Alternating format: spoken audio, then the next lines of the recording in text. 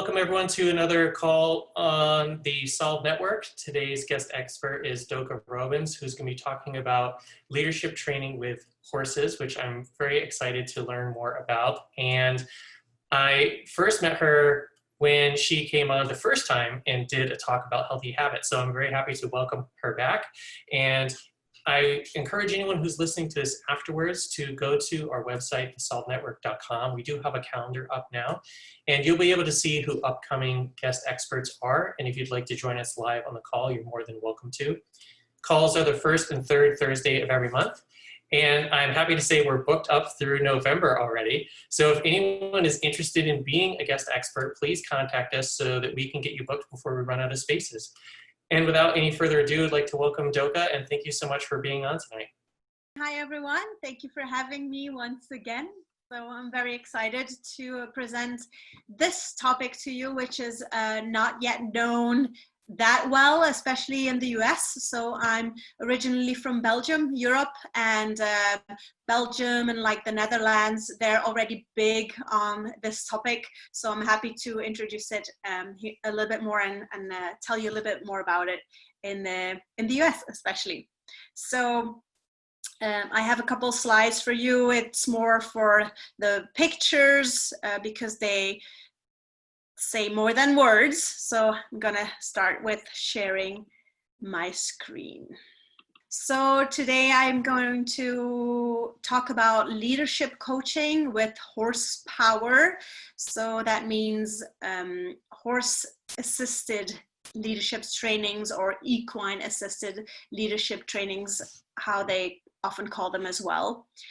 And my subtitle is How Horses Are Our Teachers for Self-Discovery and Self-Improvement. So I want to share first how it all began. So I did not grow up with horses. And as every little girl, I think, or a lot of little girls, I kept begging my parents to get a horse for me. Luckily, they didn't. We couldn't afford it, and I'm happy that they just didn't give in to that, my nagging, because I did get a horse, or I got a horse, got myself a horse in 2009.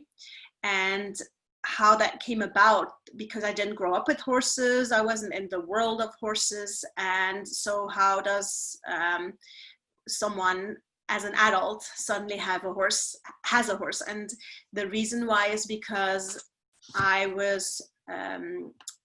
got married, and my husband and I moved to the countryside, and I actually wanted a dog because I have had a dog all my life growing up. And my dog had just passed away the moment I met my husband. And so when we moved into our house, I proposed to get a dog. And he's very rational, and I am the impulsive and adventurous one. And he said, I don't think our lifestyle and our jobs, that it would be very fair to get a dog.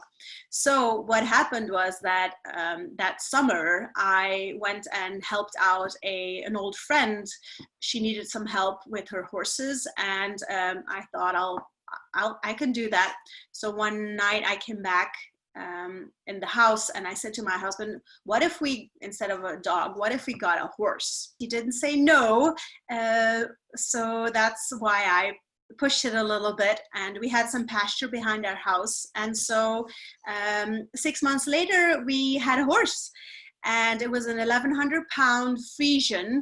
They're pretty tall horses, draft type of horses. And I, besides as a little girl doing some horse riding camps in the summer, I knew very, very little about horses. So the journey began about learning about horses and learning how to interact with them. And this horse had been ridden by a 12-year-old girl and taken care of by a little girl. So I thought, if she can do it, I can probably do it too.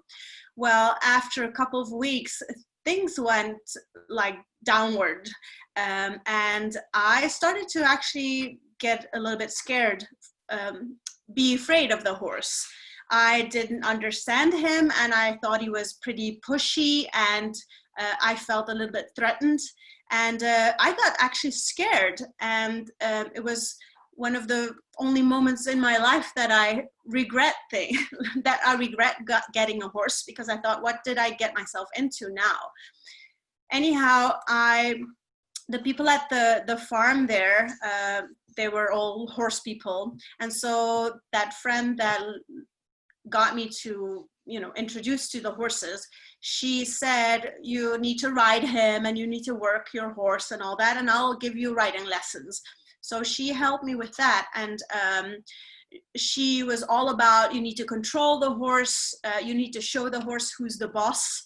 And so she had me use the whip on the horse when he didn't listen to me, but I didn't know what I was doing. I didn't know how to ride. And so every time she gave me a lesson, I got home and I felt actually sick to my stomach, because this was so not what my values are. And I didn't understand that this was the way you had to be with a horse.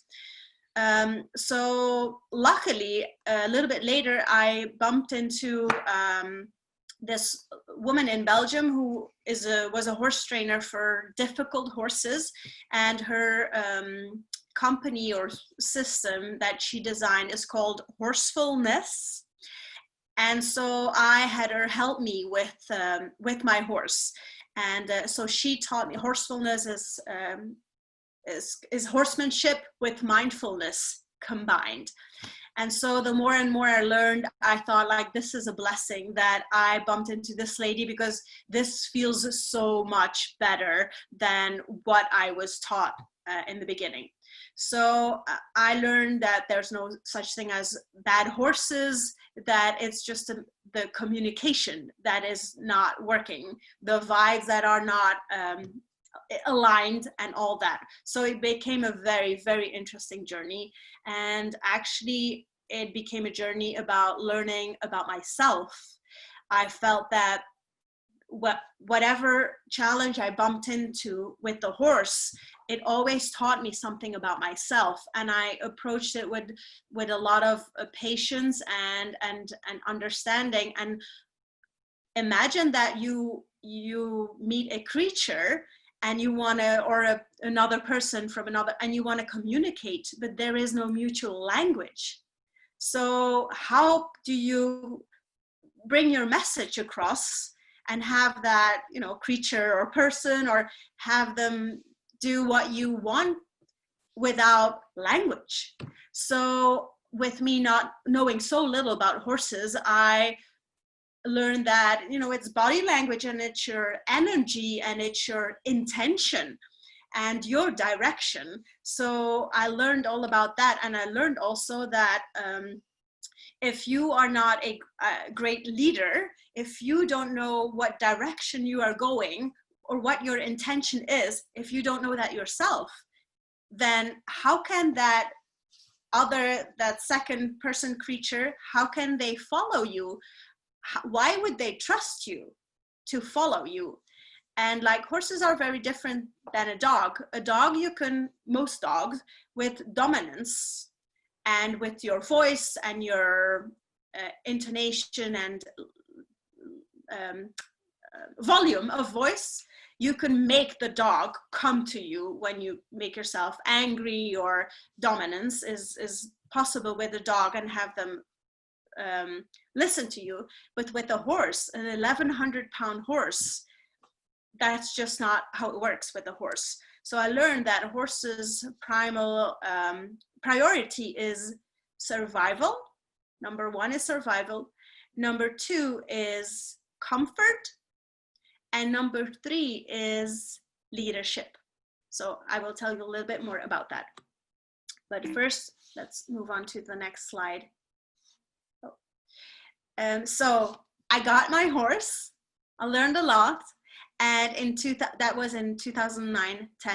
In 2012, I learned so much about horses that I said to my husband, it's not good for a horse's mental state to be by himself. I think he needs a companion. So my husband said, oh no, my God, where are we headed with this? So he was gonna, get a sheep or a goat. I found this amazing thing called a miniature horse. So cute. So we got a miniature horse in 2012.